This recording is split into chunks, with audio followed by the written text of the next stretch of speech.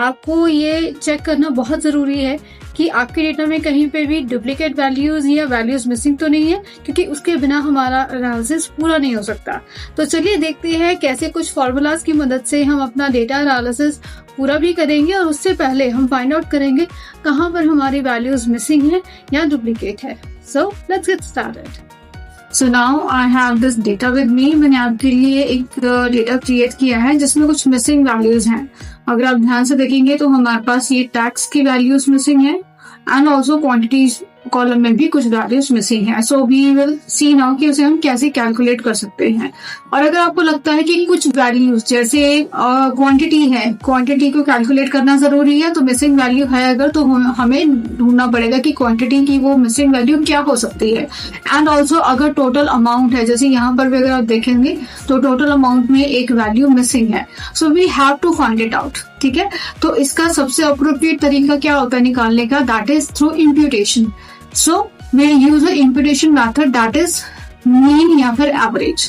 तो आपको जब भी एनालिसिस करना है तो आपको कुछ स्टैटिस्टिकल टूल्स की नॉलेज होना जरूरी होता है, जिसमें मीन, मीडियन, मोड कवर होते हैं।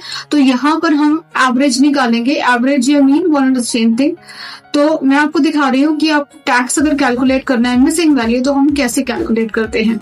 हमें एक ब्लैंक सेल में, यहाँ पर मैं आपको दिखा देती हूँ, ब्लैंक सेल में हमें एवरेज निकाल लेना है उस पूरी रेंज का जिसमें कुछ मिसिंग है। ठीक है, सो लेट्स कैलकुलेट एवरेज। जैसे आप लिखेंगे आपके सामने एवरेज का फॉर्मूला आ जाएगा। टैब प्रेस करके उसे आप सिलेक्ट कीजिए और उसके बाद जिस भी कॉलम में आपके मिसिंग वैल्यूज हैं उसे आप सिलेक्ट कर लीजिए। हेडर मत सिलेक्ट कीजिएगा, उसके नीचे जितना भी डेटा है कंट्रोल शिफ्ट डाउन प्रेस करके आप उसे सिलेक्ट कर लीजिए।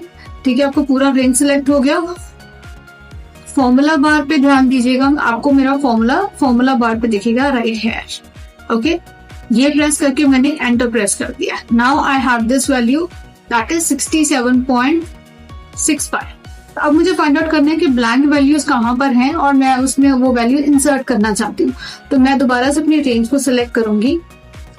Control shift down arrow press किया मैंने, पूरी रेंज मेरी सिलेक्ट हो गई। Now what I do is control H.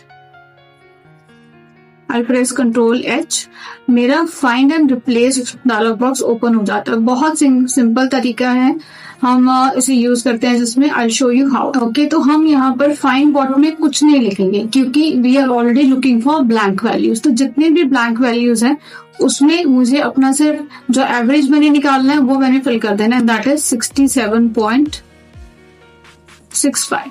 ठीक है, और मुझे यहाँ पर क्लिक करना है रिप्लेस ऑल पर, क्योंकि जितने भी ब्लैंक वैल्यूज हैं मैं उसमें यही वैल्यू इंसर्ट करना चाहती हूँ।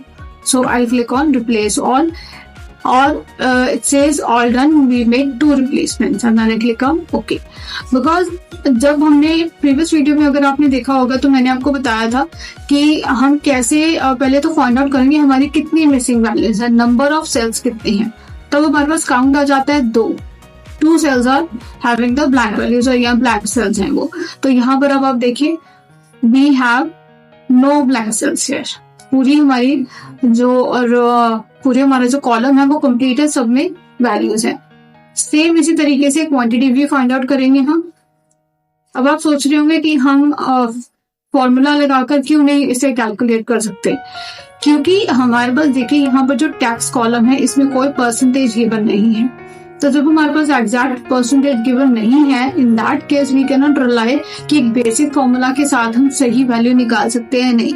So the best method use here is कि हम इसे एवरेज के तौर पर ही निकालें, क्योंकि अभी तो आपके सामने एक छोटा डेटा है। जब आप लैक्स में डील करते हैं, the number of rows is in lakhs, तो उस समय we can not make an estimate, और वो एक एस्टिमेटेड वैल्यू होगी because we are not provided with accurate information. Okay, so अभी इसका भी हमें सेम ऐसे ही करना है। मैं एक सेल में जाकर, किसी भी ब्लैंक सेल में जाकर मैं एवरेज लेती हूँ यहाँ पर, और मैं अपनी इस पूरी रेंज को, क्वांटिटी की जो पूरी रेंज है, कंट्रोल शिफ्ट डाउन प्रेस करके मैं इसे सिलेक्ट कर लेती हूँ, parenthesis close, and then we have this value. मेरे पास ये वैल्यूज आ गई हैं और मैं इसे रिड्यूस कर रही हूँ डेसिमल्स को, I want a whole number, so मैं सारे डेसिमल से रिड्यूस करूंगी and the value is 3। Again हम क्या करेंगे, क्वांटिटी के कॉलम को पूरा सिलेक्ट करेंगे और उसके बाद कंट्रोल H। अब कई बार हो सकता है कि पिछली वैल्यू आपको वहां पर शो हो, तो उसको आपको डिलीट करके दोबारा से ऐड कर देना and just click on replace all. So here we have quantity also. तो अब हमारे टैक्स और क्वांटिटी दोनों वैल्यूज कंप्लीट हो चुकी हैं and the last thing that we have is now total amount. अगर आप ध्यान से देखेंगे तो मेरे पास एक सेल है टोटल अमाउंट का जिसमें एक वैल्यू मिसिंग है। So now here what will do is that हम बेसिक फॉर्मूला से भी कैलकुलेट कर सकते हैं। अब हमारे पास क्योंकि सारी चीजें हैं, क्वांटिटी है, यूनिट प्राइस है, डिस्काउंट है, टैक्स है, शिपिंग है, तो इन सारी चीजों पे फॉर्मूला लगाकर भी हम कैलकुलेट कर सकते हैं। Let's see how to work. इसके लिए हमें सिंपल फॉर्मूला लगाना है। हम क्या करते हैं, क्वांटिटी को लेते हैं, क्वांटिटी को हम मल्टीप्लाई करते हैं यूनिट प्राइस के साथ एंड देन उसमें हम क्या करेंगे, डिस्काउंट को हम माइनस कर देंगे एंड देन उसमें हम ऐड करेंगे अपने टैक्स को, ऑल्सो शिपिंग को ऐड करेंगे एंड हियर वी हैव। तो हमारे पास टोटल वैल्यू आ गई 2747 rupees. So this is how we calculate all the missing values. I hope आपको समझ आया होगा and if you want me to improve in any ways please let me know and also आपको ये तरीका कैसे लगा please let me know in the comment section and please do subscribe and share this video. Thank you so much.